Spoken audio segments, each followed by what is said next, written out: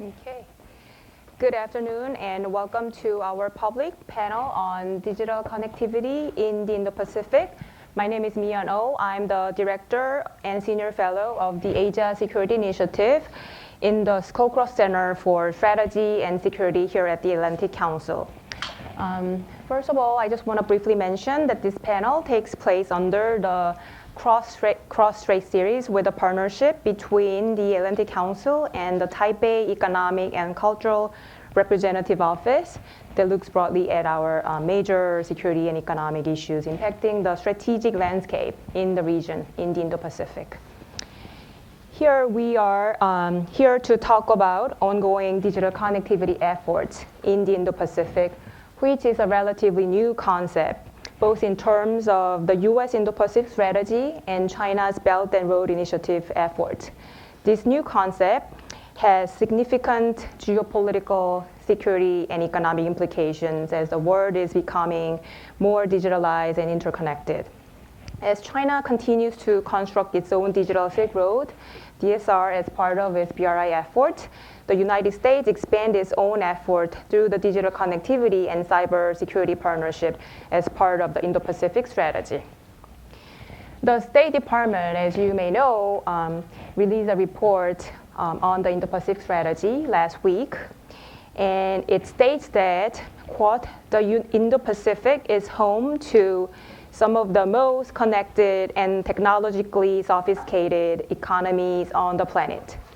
One major challenge over the next decade will be to maintain open and interoperable cross-border data flows while protecting the digital economy from cybersecurity threats.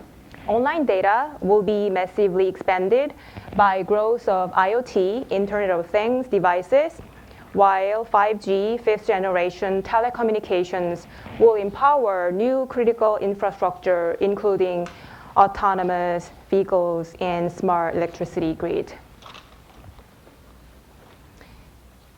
So then, why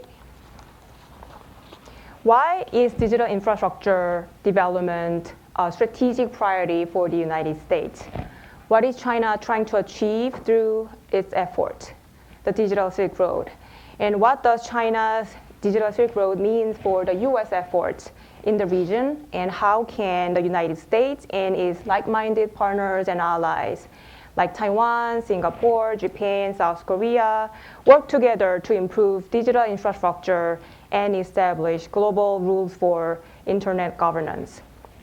The United States and its like-minded countries are currently debating the security risk of adopting Chinese digital infrastructure and the strategic implications of advancing digital connectivity in the Indo-Pacific.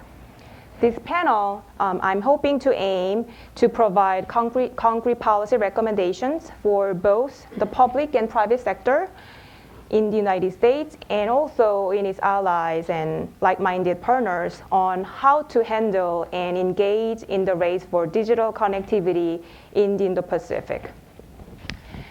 And like I briefly mentioned that Asia program is part of the Scowcroft Center, and I'd like to mention that we work to honor General Brent Scowcroft's legacy of service and embody his ethos of nonpartisan commitment to the cause of security, support for the US leadership in cooperation with allies and partners, and dedication to the mentorship of the next generation of leaders.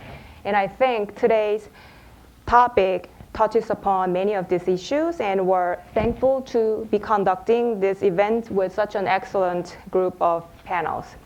Before I introduce today's speakers, I'd like to remind that this event will be webcast live and on the record. Please join the conversation on Twitter at @ACScowcroft and #ACAsia.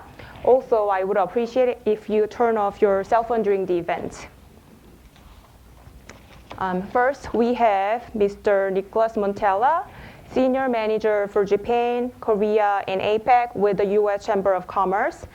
And we have Mr. Ian Wallace, Director of Cyber Security Initiative at New America.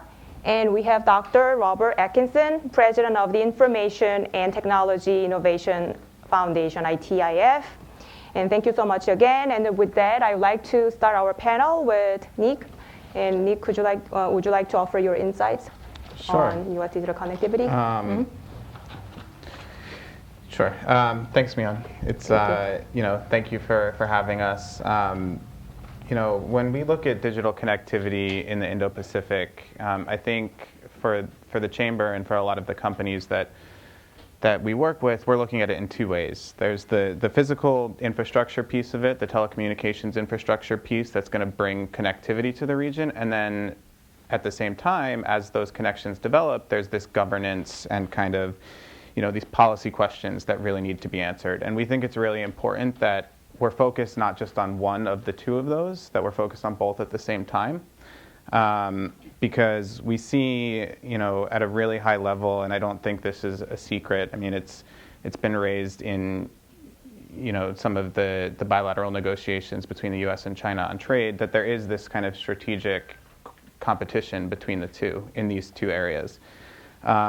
So what I want to do briefly is just touch on what we're seeing at a really high level across the region from both the Belt and Road and the Digital Silk Road Initiative, and then talk a little bit about what the US government has been doing to help kind of make sure that China's development of the Indo-Pacific doesn't come at the expense or exclusion of US companies operating there. I think it's pretty clear to anyone that's been, following this space that China, through the Belt and Road Initiative, is ultimately trying to expand its sphere of influence a little bit. Not a little bit. It's trying to expand its sphere of influence. And initially, when Belt and Road was launched, it focused on kind of the hard infrastructure piece of things. It focused on ports and railways, and we're seeing this uptick in activity around kind of through the Digital Silk Road Initiative, which is a component of Belt and Road, more of a focus on things like undersea cables, on AI, on facial recognition technologies, on smart cities, on 5G. So it's really the challenges that it presents for U.S. companies operating in the market stem a lot from the funding source. Because both efforts, both the physical side of the infrastructure deployment as well as some of these governance questions and the technology deployment, are financed pretty heavily by either Beijing directly or by Chinese companies that are subsidized pretty heavily by the government, and that has some implications for a lot of things. There's a lot of governance questions that come along with it. There's a lot of questions around what kind of characteristics the technologies will take on, and then the laws and policies that will govern how those technologies are used. So, but at the end of the day, the fundamental challenge there is that China's IT companies often are receiving this kind of either political or financial backing from Beijing, and that creates a bit of an uneven playing field in the region. So American firms, even if they're developing better quality or more secure digital products and services or digital infrastructure, they're operating at a disadvantage. And then if you take it a step further and we look at some of the risks that will happen if that continues and there's not action by the U.S. government and a bit of a mobilization from the U.S. business community, you see that as Chinese firms and ICT companies get more and more embedded into the local ecosystem, they're able to exert influence in different ways. So they're able to exert influence around like data policies, around cybersecurity policies, around the introduction of local standards that's ultimately going to benefit Chinese firms operating in those markets all across Asia. And I think the U.S. government sees that, and I think they understand that and are trying to kind of wrap their head around this challenge, which is not an easy undertaking. So one of the ways that they've been trying to address some of these challenges is through the Indo-Pacific Initiative.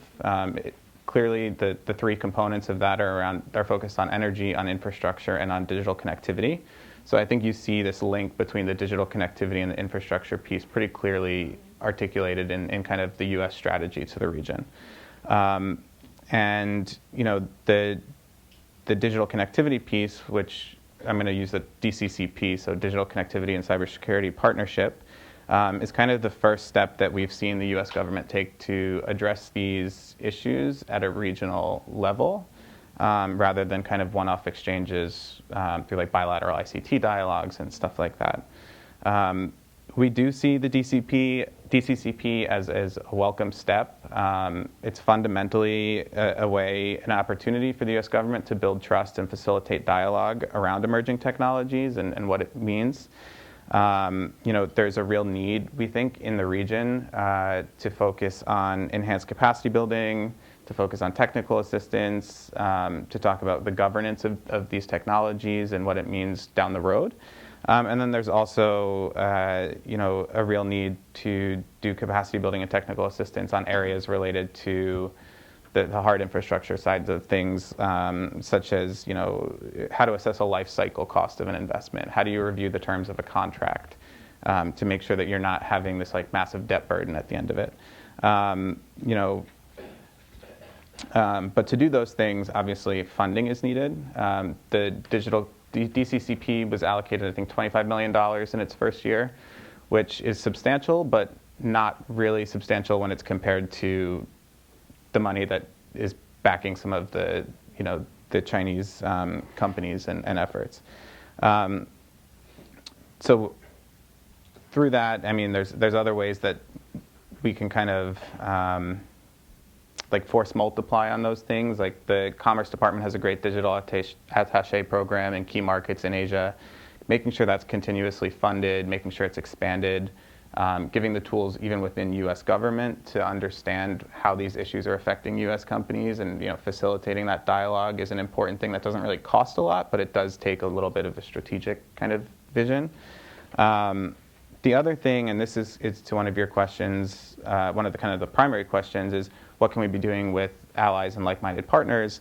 What we've seen is through the DCCP and the Indo-Pacific Strategy, it has a region-wide focus, and it has a region-wide strategy, but it's not always supported in the bilateral engagements with different economies.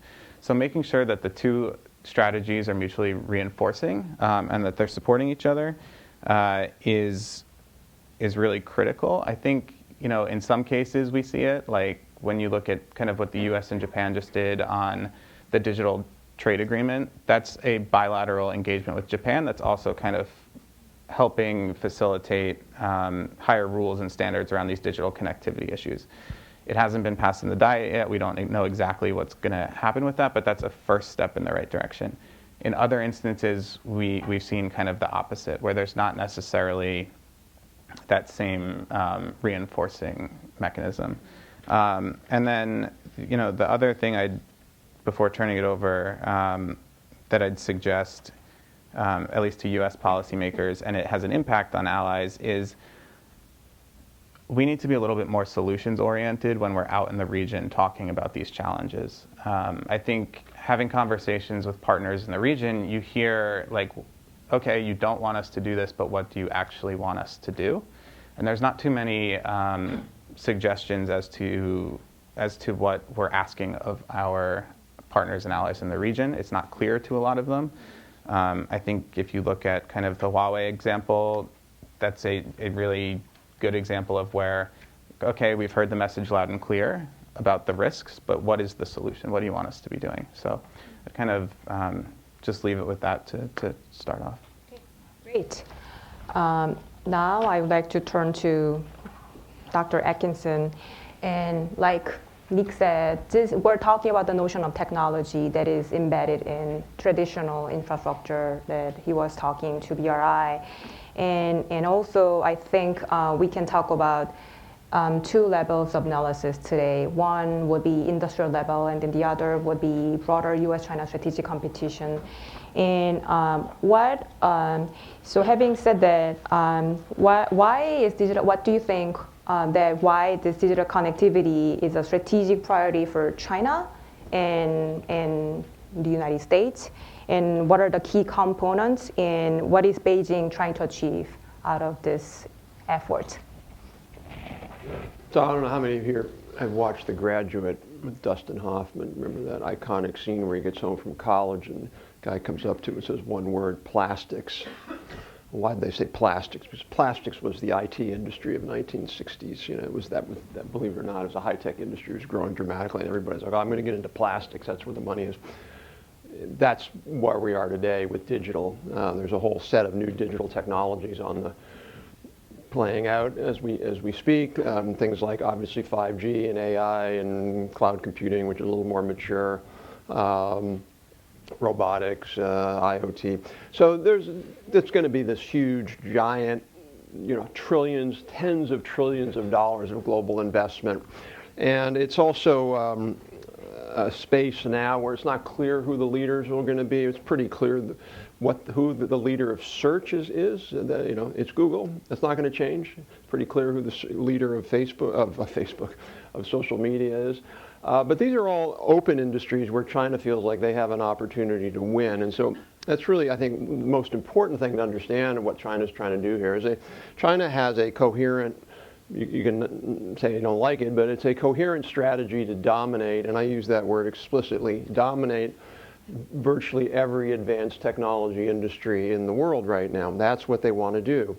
And they know that it's going to be hard for them to walk into the US or Northern Europe or Japan or Taiwan and to be able to do it because these countries are already advanced, they have advanced technologies, but they're sort of going in underneath. If you remember like Churchill's famous phrase, you know, the soft underbelly of Europe. They're going into the soft underbelly of the developed countries by going into Africa, Southeast Asia, the Indo-Pacific region, and Latin America. And why are they doing that? Because those countries certainly don't have the same GDP per capita that we have, and so their providers, whether it's telecom providers or their cities, they're happy to pay discount. I mean, they're willing to buy a Ford Focus instead of a Lincoln Continental, and Huawei sells you a Ford Focus, but it also sells you a Ford Focus at like no money down, no payments for 24 months. You know, it's like it'll just like throw the subsidies on. It's already a slightly lower cost.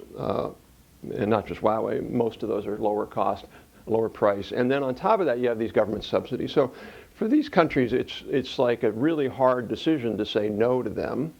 And China knows that. Well, why is that important? That's important because in these industries, these aren't like sort of traditional industries like steel, where you can have medium-sized firms that can be strong in perpetuity. There are tipping points in these industries, and if you get past a certain point or too low on a certain point, you're kind of dead. And Huawei knows that. I mean, we're down to 2 other telecom providers for 5G, and it's not clear. One of them may die, Nokia and Ericsson, you know, who knows when, but you know, these are scale businesses, and they're scale businesses because you have to put in an enormous amount of R&D to build and generate the next generation. You can't compete on the current generation. That's just a dead end. If you think about that, Huawei now spends more on R&D than any other company in the world on a purchasing power parity basis. So if you control for their wage levels, they spend more on R&D than any company in the world. And some of that's government subsidies, some of it's just their own internal revenues. So that's a big part of what they're trying to do. This is a way to get easier markets for them, gain market share, take that market share away from the Ciscos and the Intels and the other kinds of companies who are competing there, make them weaker, make them Huawei and the other companies stronger, and then the next phase, you know, maybe in 10 years, is going to be an assault directly on our markets. Now, hard to do that right now with what the president is doing, but I don't know that the Europeans are going to be able to resist that. You already see that right now. So I think that's kind of the main thing. The other, as Nick said, it's partly just influence. They want to have influence there, going in there and talking about and just explaining to them, hey, we're here to help you as much as possible. We're gonna give you everything you need to be a digital success story.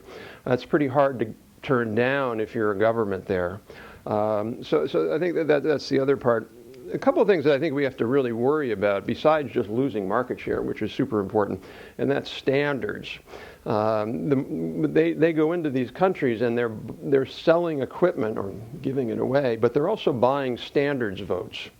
So standards bodies are like these sort of quasi, no, I shouldn't say quasi, hyper-democratic systems where you go in there and everybody, all your engineers, there's no real like rules. You just kind of compete and try to get your standard approved. And generally, I hate to say this, but the U.S., Japanese, Korean, Taiwanese, European standards are better most of the time. They're better technical standards. But the Chinese want to get their standards put in place, partly for IP royalty reasons, partly because then they can dominate and other countries have to pay them. And I think that's a risk. I think that's one of the reasons they're doing this, is to be able to go in there. Another component I would worry about here is China has been the sort of the gold standard of forced localization. They will generally force companies to produce in China in order to access the Chinese market. And what's troubling is you see a lot of countries now saying, hey, it worked for China. Maybe it'll work for us. So India is going down that road with what they call the preferential market access. And that's a bad, bad road. There's a new study that just came out, an NBER study, National Bureau of Economic Research study today. And it was a great study. And what it showed was that if you put tariffs on shoes or clothes or food, you don't really lose very much at all. You just raise some prices. It's just a transfer payment within the country. When you put tariffs on these capital goods, particularly IT capital goods, you lose a lot. And I don't think these countries really understand that. They're like, oh, well, we'll put tariffs on, or we won't sign on to what's called the ITA agreement, the Information Technology Agreement, which lowers tariffs to zeros, as a way to grow our tech thing. So, having said that, what should we do? I'm skeptical that, first of all, what we should do is we should throw a lot of money at it. That's what we should do. I mean, money matters. At the end of the day, money matters. And we used to do that back in the Cold War, but we don't seem to have an appetite for it now, or the purse strings for it. So we're not going to do that. It would be nice, we should do it. I'm on record of saying we should do it.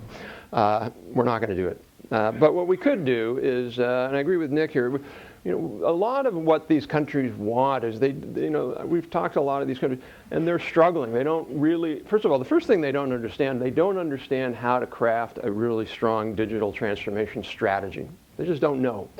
And I think that's an area where the U.S. has real capabilities. We can go into these countries, but that's going to require State Department to, write checks, pay people to go in for a week, sit down with the governments, advise them on how to do this.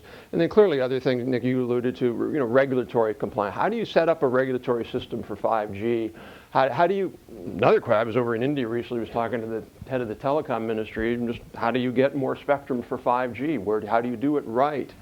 Those are all things the U.S. is the best at. We're the best at spectrum policy by far, and we've done it better than anybody else. We know a lot about that. So we could do that.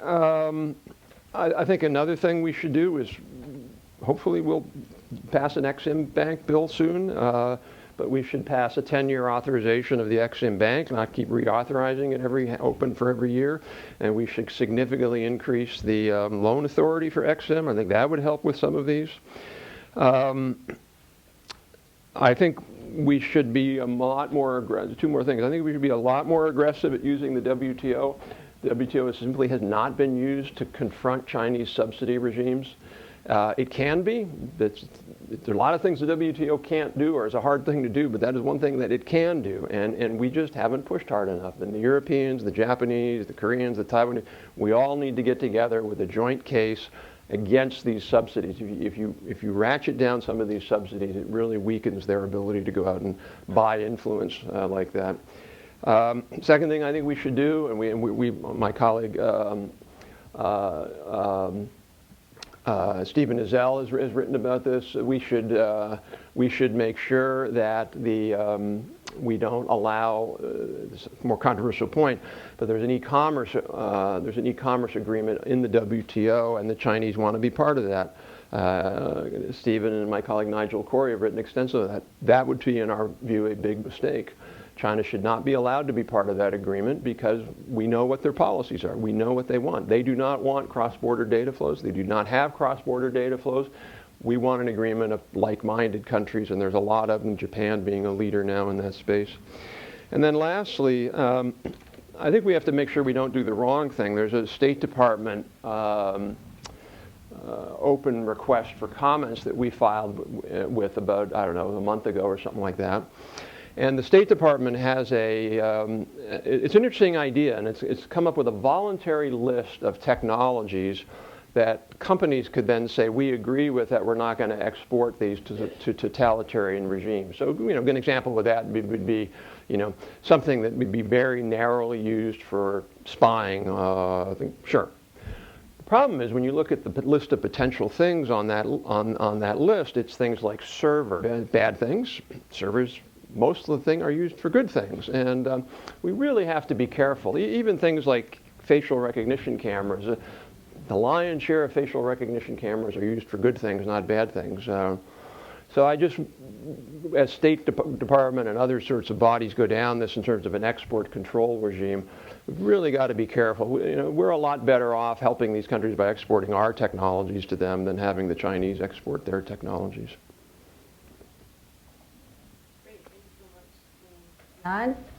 So I just wanted to sort of step back and sort of set this in context to a certain extent. We in New America have a Digi-China initiative, which is, you know, taking Chinese digital economy texts, translating them into English, making them available. And off the back of that, have been doing some sort of thinking about sort of tech relations with China and what that means for sort of global competition. So what I thought I'd give 3 observations. One, just looking at sort of setting this in a global context. You know, what that means for the region, and then offers suggested. So I think the first thing to be investment in that space, European. I don't know how you set them till, well, even still in some ways, is based around an assumption that an open internet is an economically successful internet. And I think, you know, as Rob suggested, there is still an argument to be made there. But if you're sitting in the Asia-Pacific region and an American diplomat comes to you and says, you need to have an open internet and accept all of these harms that come through the internet so you can be more like us, and they look and see single-digit growth, and then they look at China and see a model that at least ostensibly keeps out all of those harms and getting digit growth, the rhetoric doesn't stack up. And I think so there is, and therefore an argument that says we want free, open, interoperable, secure, resilient, all of those things we do want, but there's a certain amount of trade-off between those things. And I think we're in an era now where we need some national positions that are more sophisticated and take account of some of the challenges, not least on the trade aspects and how that actually works through and why openness is more important. In terms of how that plays out in the region, I think as we have already discussed, we're getting sort of competition around the sort of infrastructure, not just around the software. And I think it's important to sort of understand exactly why companies like Huawei are being successful. It is not simply because they get subsidies. It's not simply because they have stolen a lot of technology from US and other firms.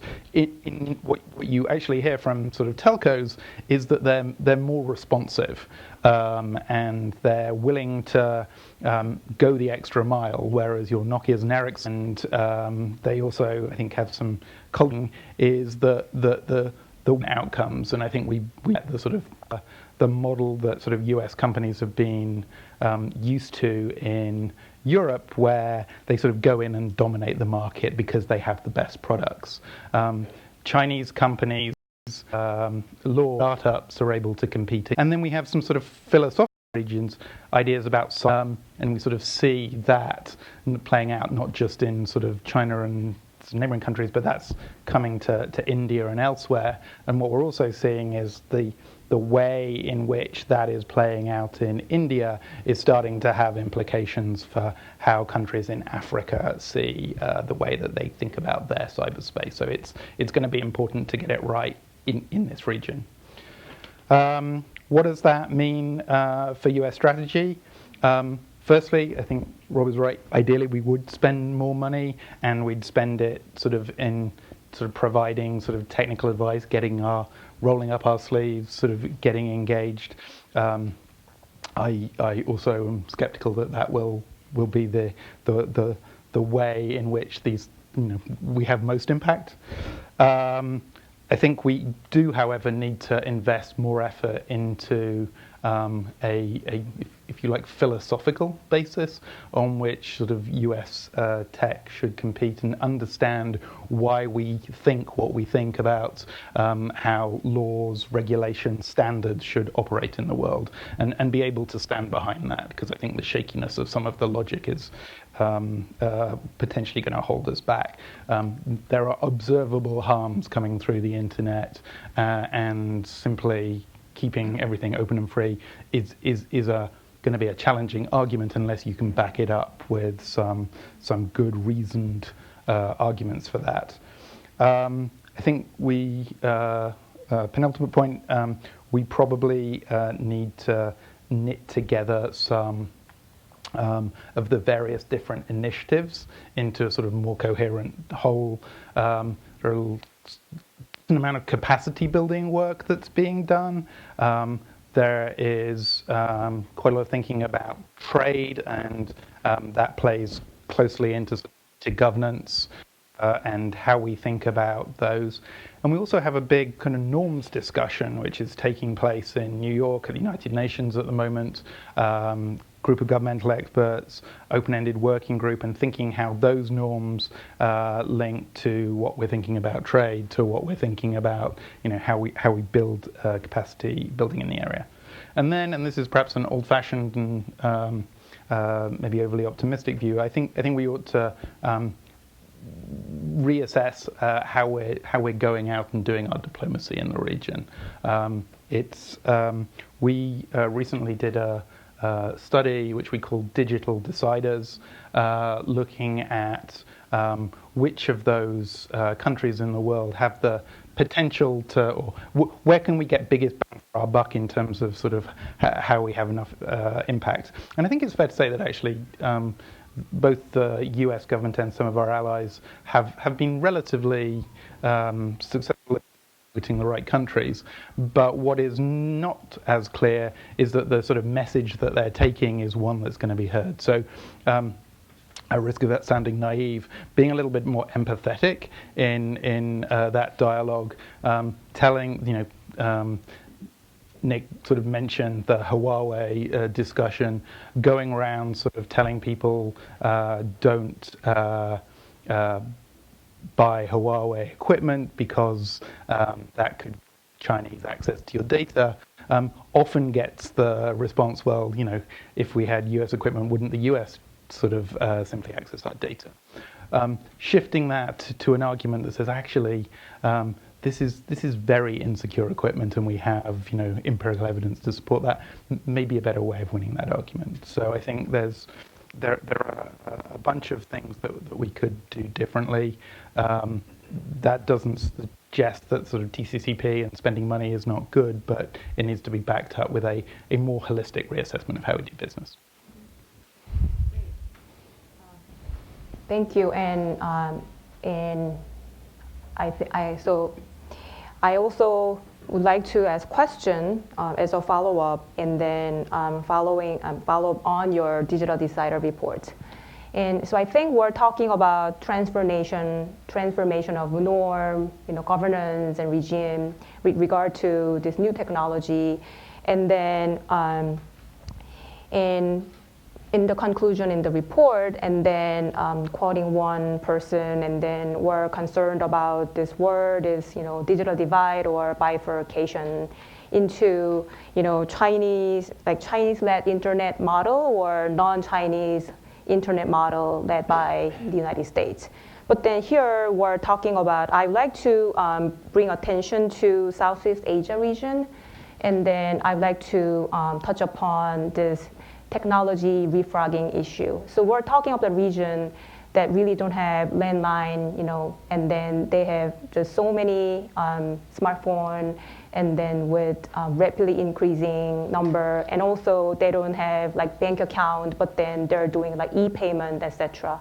So, and then your report, the Digital Decider report of your institute, hit the point where this group of countries that haven't really decided in terms of U.S. More type of, moving toward a U.S. model or not, or a Chinese model, and I think it could have a significant policy implications to the United States.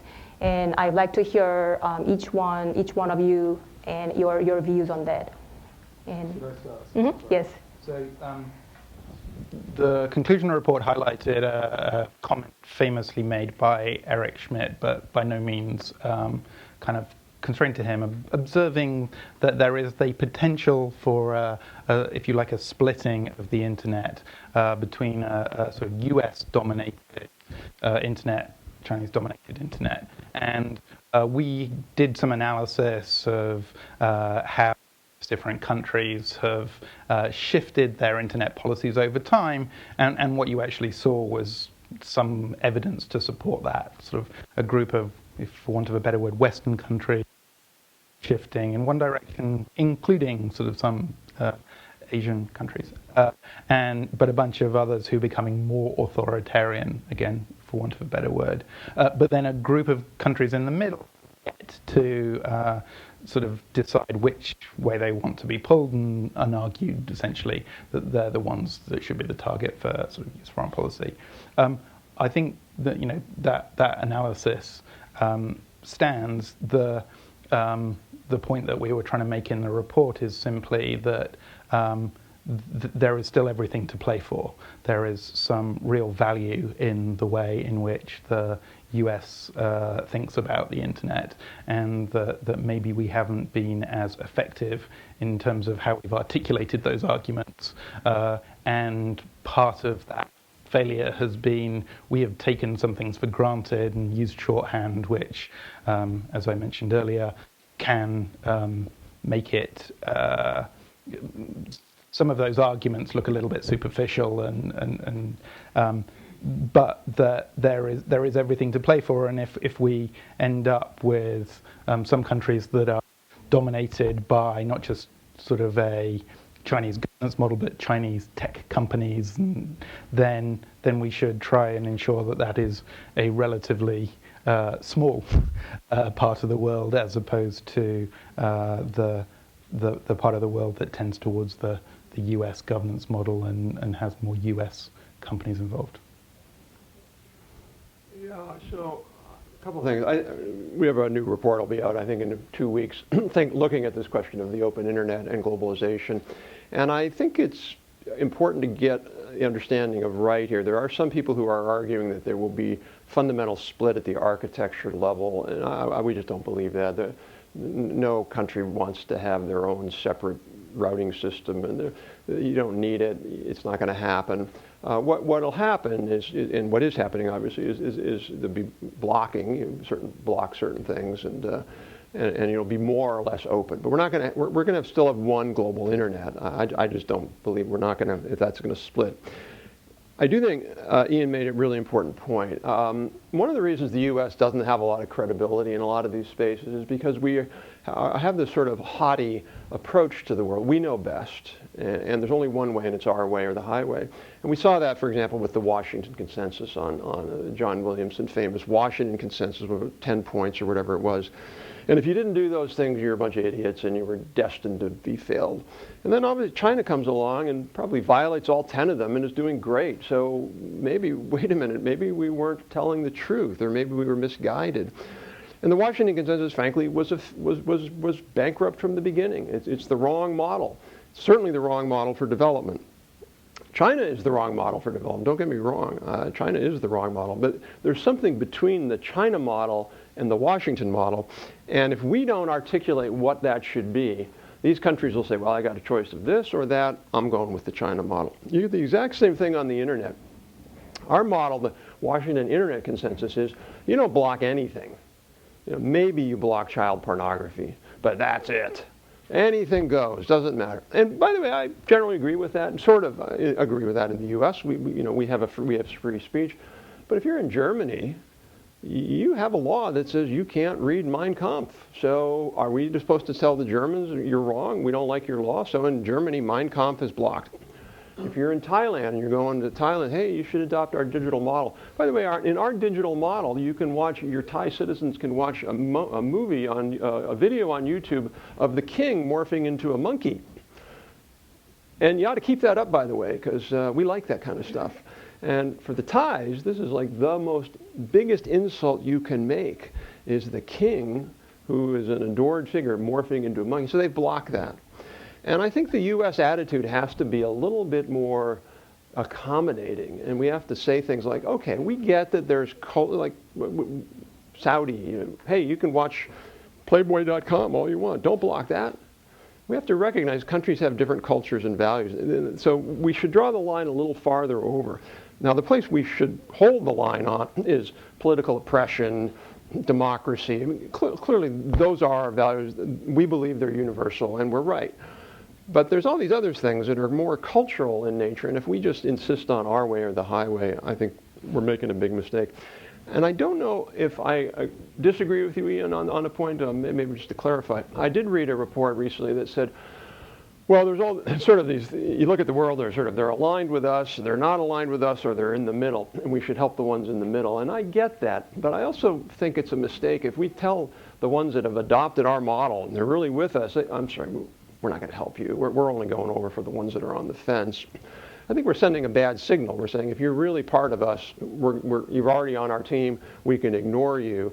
And I think what we've got to do is we've got to help those countries, but then also try to find the ones that are in the middle and really work to get them to be on our side. I mean, what the analysis suggested was many of those countries were actually sort of end of sort of economic spectrum. That in many ways, what we want to be doing is co-opting them to work with us to help other countries.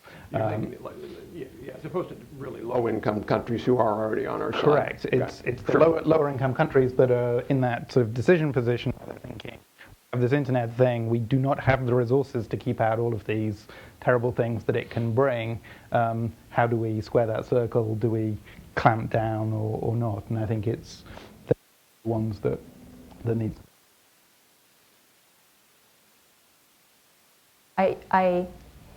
So I guess we could hear from you in terms of how private sector could engage more actively in this effort. And then I just would like to add quickly that your point, how we can articulate somewhere in between, like the China model and then US model.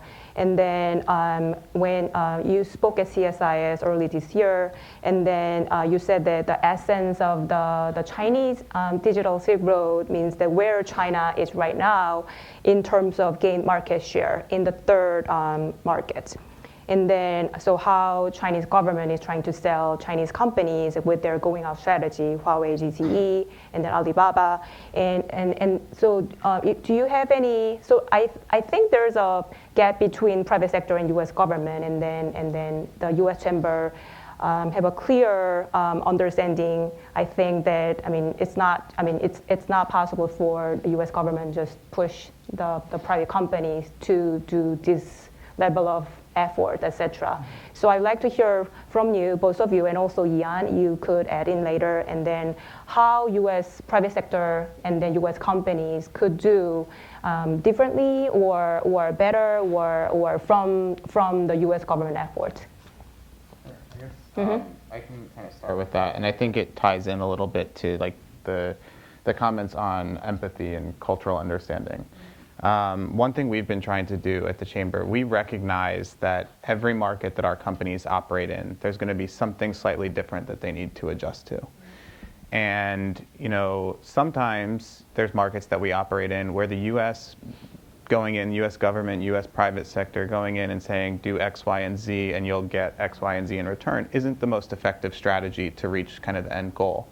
So we've done a lot of partnerships with, the private sector and governments from, Japan, Korea, Australia, Singapore, to have different economies kind of share the story of how they got to the point in development that they did, what they did maybe a little bit differently, that there is a bit of an alternative model to just this black and white US versus China approach to how the internet can develop your economy. And I think if we need to continue to do more of that, and the private sector does have a lot at stake in making sure that that's done well, we can kind of talk about some of these other challenges and issues that we're seeing, like the leapfrogging issue, for example, right? You can see a lot of the Southeast Asian economies will say, well, I want to be the next Korea, I want to be the next Japan or Singapore, and they'll try and do either mimic the steps that those economies took to get where they are, or they'll do something, they'll mimic the steps that China's taken, but the Chinese approach, the Japanese approach, the Korean approach, it's not perfect for the Thai economy. It's not perfect for the Vietnamese economy. So there's always going to be these adjustments. So just having those conversations, and I think the other thing the private sector can do a little bit better, and this is not the Chamber's position, this is kind of my personal position, is just be a little bit more willing to have really candid and frank discussions, because I think when we go into different economies and talk to different governments, it's not always well received, right? And I think that there's a bit of a messaging challenge that we need to work on as the business community to be a little bit more effective. No, I would agree with all that. I think one of the things that, if I were the government, I would go through a process and identify 6 or so countries, and then whether that's through the digital initiative or 6 targets, pick winners, and then bring together the private sector in the U.S. and say, these are the countries we're going to focus on. We really want you to focus on them too. In other words, let's not spread our resources so broadly that we're a little bit here, a little bit. Let's try to do 6, and let's try to win in 6. And I think if you send a clear message, private sector is as Henry Kissinger once famously said, capitalists don't understand their own interests. And you have to have, government sometimes can help the private sector think about how you coordinate and align interests. They're not forcing them, obviously, but align their interests. I think that would help somewhat as well. I don't have anything too much to that. I think the traditional role of governments, of course, is to sort of set the framework for the private sector. I think one additional way within the region that the US is already beginning to sort of do business this way, but in terms of the capacity building work is what I know best. There are certainly conversations about collaboration, but the actual delivery on the ground probably isn't as coordinated as the rhetoric would seem to suggest. And I think in an environment that's always going to suffer from limited resources, working with the Australians, working with the Europeans, and thinking sort of how do you achieve that kind of targeted benefit is going to be really important. And it's complicated because there is this underlying competitive element, but I think there is a pretty good argument in this case that working together is probably going to be in commercial interest in the long run, and seeing more of that could be beneficial.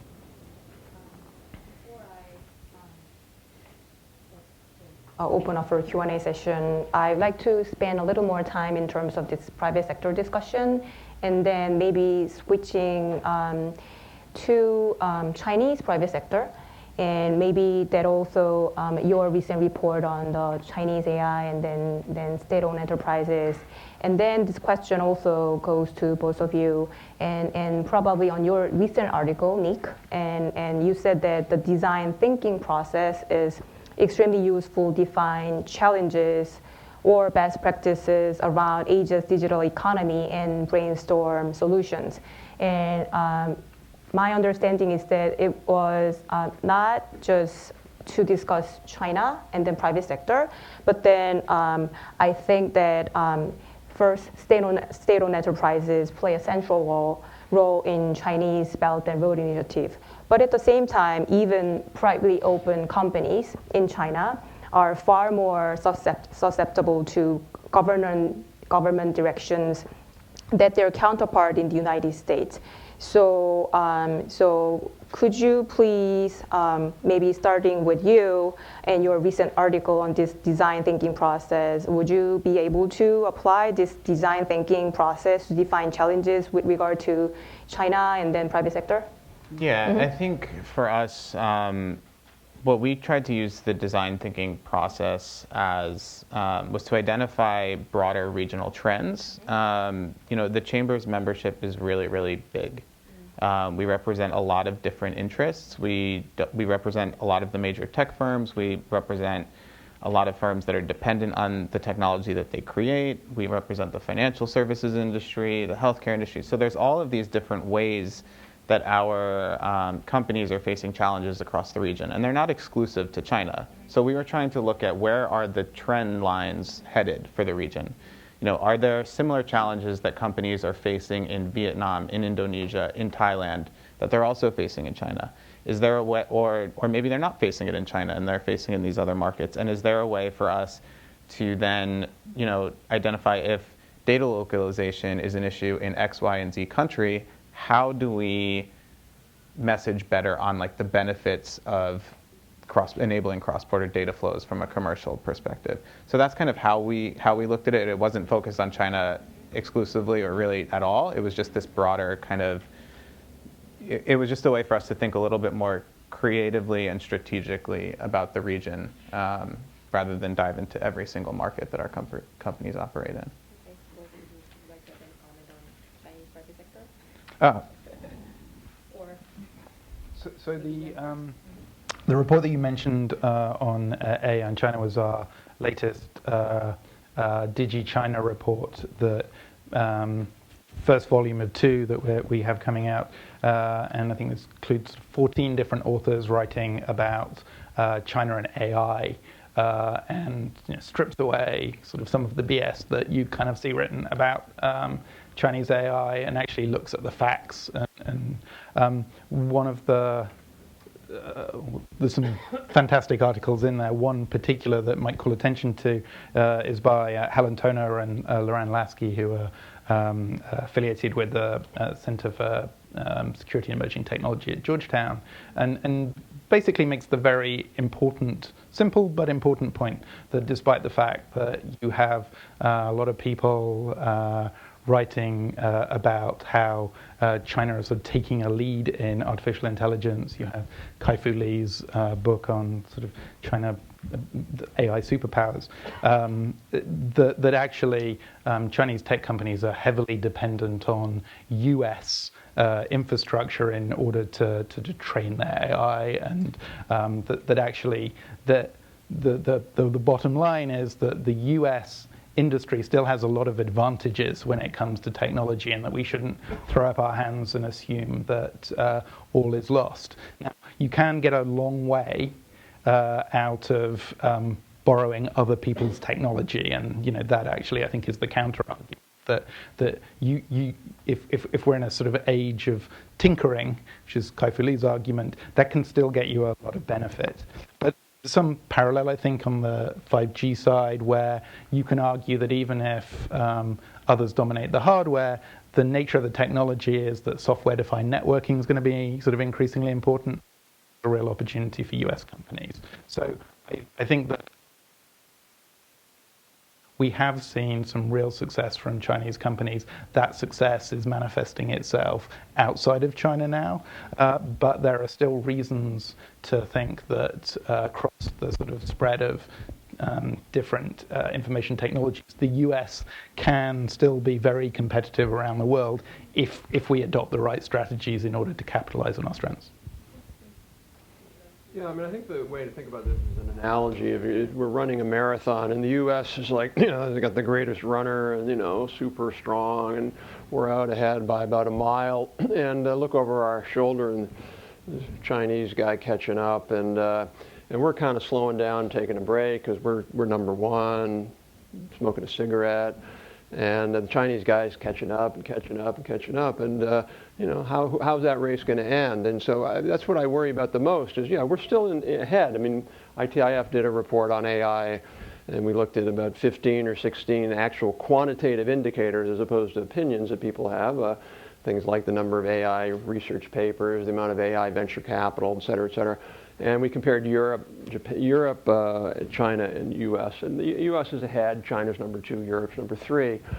But that's a snapshot in the race. It does appear that China's making advances probably faster than we are, which goes back to this more fundamental question, which we always ignore, is we have to have a much more effective innovation policy here at home. And Ian's point is right. I mean, the big change happening in networks now are software-defined networks, and the U.S. is leading in that.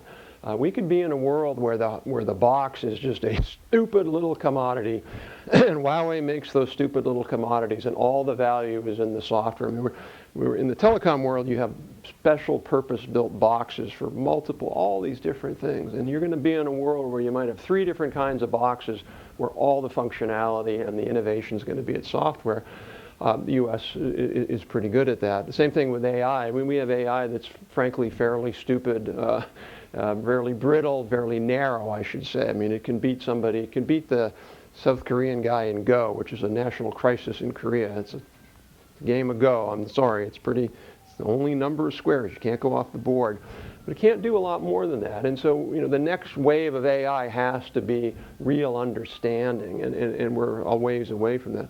So, if we really made a serious effort, not to be partisan, but Chuck Schumer recently announced, Senator Schumer announced, I think it was let's say $100 billion initiative last week where he wants to put it into AI research. And I'm like, right on, because that's exactly the kind of thing we're going to need to be able to do, going to have to do. Now I'd like to open up the floor for questions. Gentleman in the back, please. My name's Joel Hetker, retired government. If you go back far enough, you had CERN, C-E-R-N, everything was in Geneva. Went away. I mean, they were very important, they're not important. And then, of course, Microsoft bought Nokia. They wrote off $2 billion. eBay had Skype. They sold it to Microsoft. Now, the technology changes. Iridium, 1999, they were going to have 24 satellites. The company went from high up to nothing. NIST, the National Institute of Standards and Technology, the old National Bureau of Standards, they were supposed to be competitiveness in the first Bush administration. Dan Quayle was tasked with that. And what is NIST doing to facilitate 5G? My first job in Washington was at NIST in the 80s, so I was well aware of all of that. And that basically got stripped away. First of all, it was never as big as it should have been. So NIST was tasked with a big competitiveness mission. And then it was stripped away, frankly, with Gingrich and his allies stripped that away. There was a program called the Advanced Technology Program, no longer exists. It was kind of a civilian DARPA. However, to defend NIST, I was just on a panel with somebody who's doing AI standards, leading that for NIST. NIST, fundamentally a metrology lab, their measurement, and I give them a lot of credit. They're playing an important role in 5G and AI, in facial recognition. So, they should get more resources. So they should also get more resources to play a stronger international role. They have some international component, but it's not very big. We should be helping other countries around the world with standards, and this can help with that. But again, a lot of this comes down to resources, and we just, we put a lot of money into the middle, complement a little bit of that with soft power as well.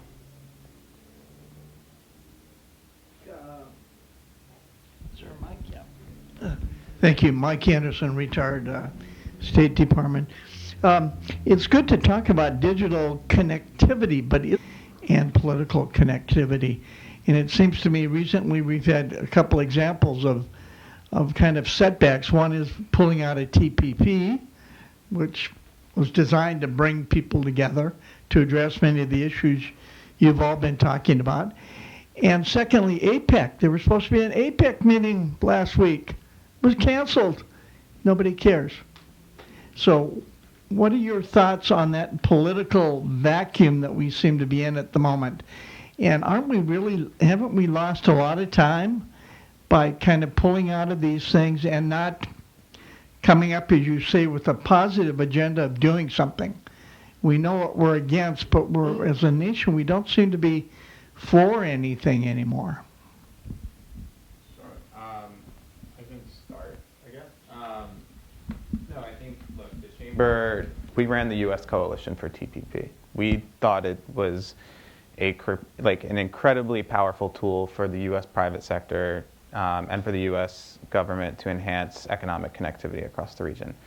I think that, and we can raise that as an option moving forward, but I think we're also kind of looking at the fact that politically we just don't see that happening. So there are, and this next point kind of ties into the idea that we need to have these bilateral engagements that are reinforcing this broader regional strategy, right? So, one thing we've done in the absence of TPP, and I give USTR some credit for thinking a little bit differently than they have in the past. They've announced this US-Japan digital trade agreement. It's not a substitute for TPP, but it's like at least a step in the right direction. I think we saw USMCA, it's not passed yet, it's being it's been renegotiated. There are updates on this that will enhance the digital connectivity and economic connectivity. I think the next step for that is finding a way to make sure all of these things come together in some way that gives it coverage that TPP did. I don't know if that's possible. I don't know if that thinking is underway within the U.S. government. But, I think you're right. TPP was a mistake, withdrawing from TPP. But we're trying to play catch up a little bit. I'm definitely not an expert in TPP, although everything I've read seems to suggest that your thesis is correct. This was a big mistake for the United States.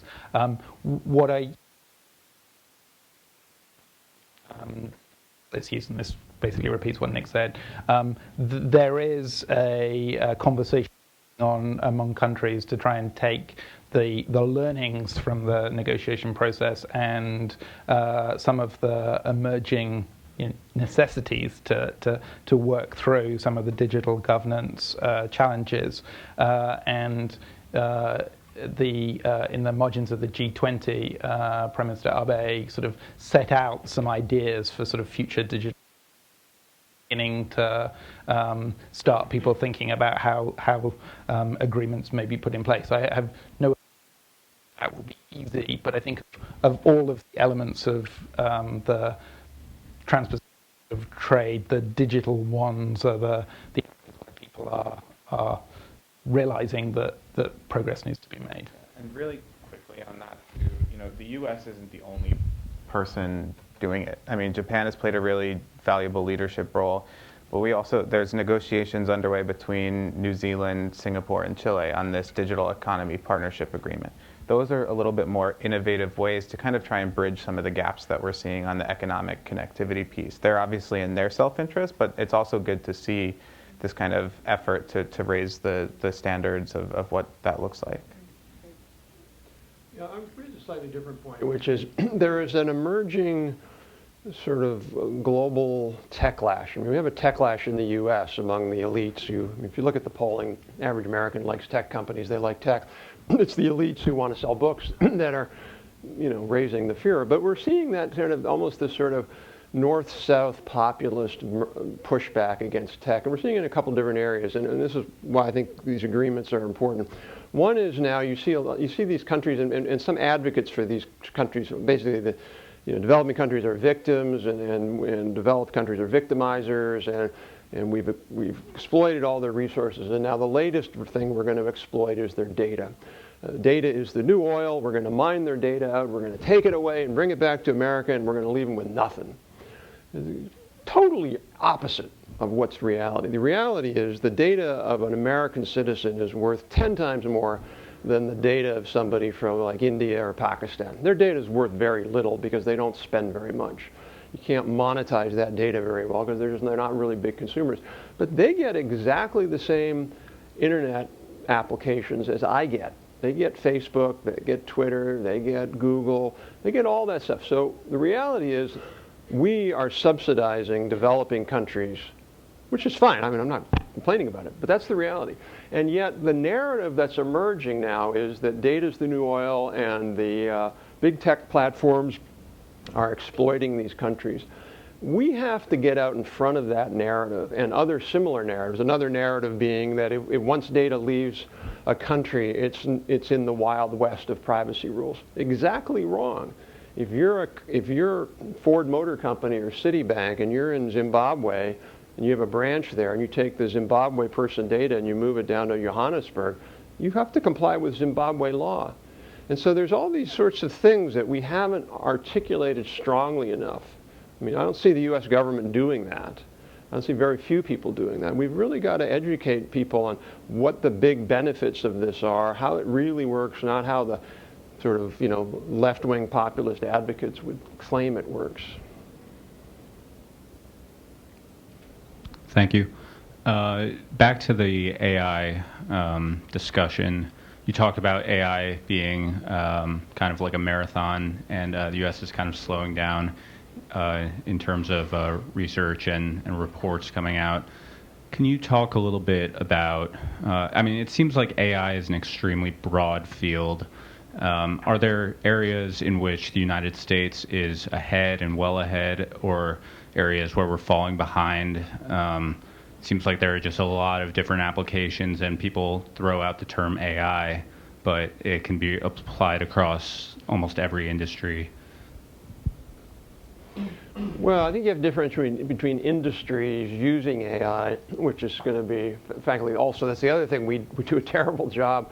The biggest benefit from countries is not building the next Google or the next Intel. It's applying and using these technologies. And we don't explain that well enough to countries. So there's all sorts of different AI applications. But in terms of the AI development, no, don't get me wrong, the U.S. is the world leader. We do lead the world. We're the best at it. But my only point is that we're not catching up. The other countries are catching up. So in AI, it's deep learning or reinforcement learning, where the algorithm sort of learns by itself. That's really kind of the most cutting edge part now. But again, if you look at what other countries are doing, the Brits, the EU, the Canadians, the Koreans, and certainly the Chinese. I don't know about Taiwan. I think they're doing something too. Everybody has a national AI strategy. I give the Trump administration a lot of credit. They under Michael Kratsios's leadership, they have an AI strategy, which is pretty good. The one thing it doesn't have, and if you saw that from the Defense Innovation Board 2 weeks ago, the one thing it doesn't have is money from Congress. And that's what we don't have, and that's where Congress has to step up to the plate. Money matters in this. You have to fund scientists and research, CS people. You've got to train CS people, and that's what we're not doing. And other countries are pouring more money into it on a per GDP basis. Hi, I'm Philip Brown with the Global Energy Center here. One point of interconnection, we've mentioned smart grids very much at the beginning of this conversation and kind of dropped it. One thing that's been happening in Asia a lot because of new technologies, particularly around renewable energy, is a lot of incentive towards interconnecting sort of electric grids and transporter electric grids in the region. And the Chinese have been very happy to push that through BRI, and they have global energy interconnection, the dream of large-scale transmission sort of networks that run on China's infrastructure. And there's been a lot of pushback from that in the region, even with a lot of economic incentives, a lot of concerns about Chinese infrastructure, particularly in transmission and electric grids. But at the same time, there's been things like, with better storage, things like distributed energy resources where these sort of local microgrids can actually achieve a lot of those same efficiencies, and are pushed towards that just because the technology means that a lot of that, the sort of interconnectivity or the threats of interconnectivity doesn't play in anymore. So I wonder, maybe you could talk a little bit about electric grids, but also, are there specific technologies you see on the horizon? I mean, I think about things like blockchain, et cetera, that sort of, by nature of the technological advance, kind of remove some of these concerns about the risks of interconnectivity. Is something that sort of you see on the horizon? Thanks. Well, I think the biggest thing, frankly, is going to be the spread of electric vehicles that can do double duty as storage and propulsion. So you can hook your car up at night to, take from the grid. In the daytime it can send up or whatever. So that's going to be pretty transformative. Once you get up a certain, we're only at 1% or something, but you got to get up to some percent. So that's going to happen. Certainly people talk about blockchain. I think the other things with electricity, for example, there are companies now that are using Internet of Things, IoT, to make all parts of the grid smart, so you know exactly what the power levels are and the frequencies and all. And so that's all great. But again, it goes back to my core point. Where's the U.S. smart grid strategy? Because it doesn't exist. And we don't lead in smart grid. There are a lot of other countries that are way ahead of us in smart grid because they had national strategies to go forward. We let this happen at the state PUC level. Some of them like it, some of them don't. There's no money behind it. You know, we either want to say we want to be in this industry or not. If we want to be in this industry, then it's not enough. We're not going to be able to sell in the Indo-Pacific region if we can't sell here. So I think that's another, you know, let's have a national smart grid strategy. Let's put some real incentives behind it, and let's get our grid modernized within 5 years. Let's do that. But we don't. Just to make a wider point, which piggybacks off what Rob was saying, I've been struck by how this conversation about sort of tech competition, particularly in Asia Pacific, but more widely, industrial,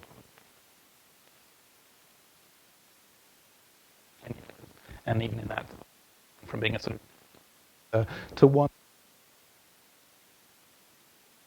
I think we haven't got to the stage yet where people have taken that to the next level and started to sort of put competing industrial policy ideas out there. But you know, the UK, where I came from originally, you know, the Conservative Party is at sort of vanguard of, you know, party of Margaret Thatcher, thinking through what sort of mission-based innovation could look like. And I think one of the byproducts of the need to compete against China, not just China, it's going to be the Germans potentially in sort of electric cars and other things like that. Sorry, autonomous vehicles.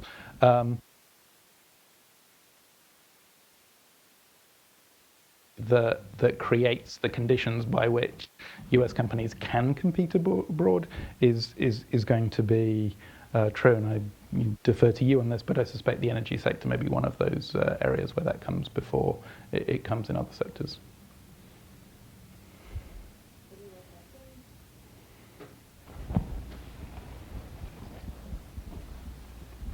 Jim Stockmall, Planet Defense. I want to go back to the point you were making about the political and economic connectivity. I mean, right now, our U.S. companies that are multinational in business, they rely on global supply chains. So I think there should be a greater role for the private sector, especially those multinationals whose supply chain gets disrupted by potential tariffs. I was talking to a client the other day where that was a big concern. They had to move their supply chain away from China because they didn't want to get hit with the tariffs. So I think there's a role private sector can play in creating this demand for more interoperable interconnectivity, not only in a digital way, but on an economic way. Yeah. I agree. I think we're looking at that, at least at the Chamber. We have a few projects that are kind of in the pipeline that are going to focus on that. I don't really have the specifics of them, but I know that those conversations are being had. So like 10 or 15 years ago, if you were a CEO and you had a consultant come to you, and if the consultant didn't say, move as much to China as quickly as possible, like Bain said that constantly, or Boston Consulting Group, or even McKinsey, you'd get fired. So it was like, okay, swarm mentality, let's put everything in China. I would argue that today, if you're a CEO and you have most of your supply chain in China, you're going to be in trouble. I think the diversification is the watchword of the day, even if Trump doesn't get reelected. I think the risks now just may cost you a little bit more to put it in Vietnam or Indonesia or Malaysia. But just from a global risk perspective, I think we're going to see diversification of supply chains. To this point, and to your point, I think one of the things that we really ought to do is we should have market-based decoupling.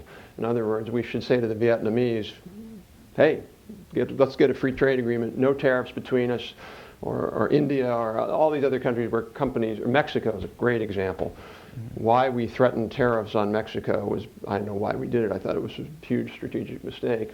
But there's a report we wrote, Stephen Azell wrote recently for us, where we looked at global supply chains in about 10 technology industries between Mexico, Taiwan, South Korea and the US. And the supply chain linkages are very complex, they're very deep, and we should be working to build those up. I mean, Mexico can be our new China, and South Korea and Taiwan can all be intermediaries. And that, we need to be thinking about alternative trade systems, and to do that, you have to have trust. You have to be able, the CEO needs to know if I put a factory down in Mexico, it's not going to get disrupted in the next 20 years. Yeah, and on that too, I think that point, the diversification point, is really important. And it's also an opportunity for us to be, as the private sector, but also as US government, to engage a little bit more with those economies that could really benefit from that diversification and talk about what it means for, it's another way we can talk about some issues in those markets, right? You know, if Vietnam has a data localization law or a cybersecurity law that's going to require data localization, that's something that's going to deter people from investing really heavily into those supply chains. So it gives you another way of talking about some of these broader digital connectivity issues that we've been focused on. Okay, so I'd like to thank our panelists again and for your insights and then information and deep analysis, which I have learned so much and enjoyed.